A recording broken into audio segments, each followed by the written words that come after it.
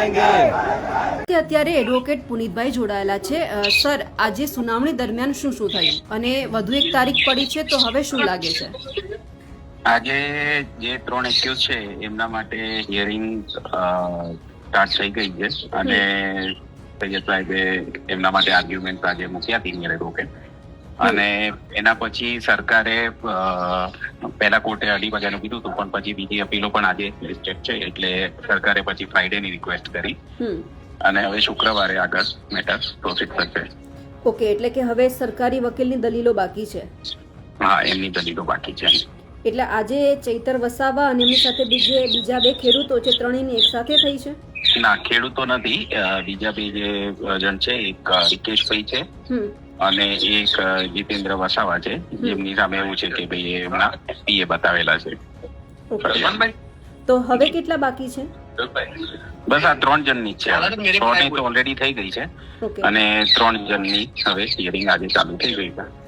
Okay sir, આપ અમારી સાથે જોડાયા, આપનો ખૂબ ખૂબ આભાર। Thank you. પણ આ બધાની વચ્ચે હવે એ ખબર પડશે કે શુક્રવારે આ આખી દલીલ ક્યાં પહોંચે છે અને શું જવાબ મળે છે। અમારા અહેવાલને લઈને આપનું શું માનવું છે કમેન્ટ કરીને ચોક્કસથી જણાવજો। સાથે જ અમારી નિર્ભય ન્યૂઝ ચેનલને લાઇક, શેર અને સબસ્ક્રાઇબ કરવાનું ભૂલશો નહીં। નમસ્કાર।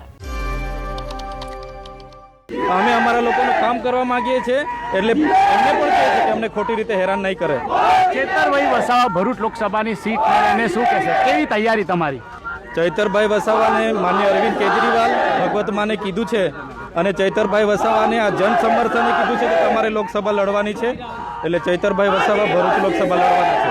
ખાસ કરીને ચેતરભાઈ, જે તમે અત્યારે જે બહાર આવ્યા છો, આગામી તમારી રણનીતિ શું રહેશે? કઈ રીતે તમે લોકસભાની તૈયારી કરશો? કારણ કે એક તો નર્મદા જિલ્લામાંથી તમારે પ્રતિબંધ છે ને, ભરૂચમાં પણ તમારે નથી આવતો, કેવી તૈયારી? લોકો હવે જાણી ગયેલા છે આ એક ષડયંત્રના ભાગરૂપે જે પણ થઈ રહેલું છે, પરંતુ અમે કોર્ટના આદેશને માન્ય રાખીએ છીએ। આગળ આવનાર દિવસોમાં નામદાર હાઈકોર્ટમાં પણ જઈશું અને અપીલને ખારિજ કરવા માટેના પ્રયત્ન કરીશું।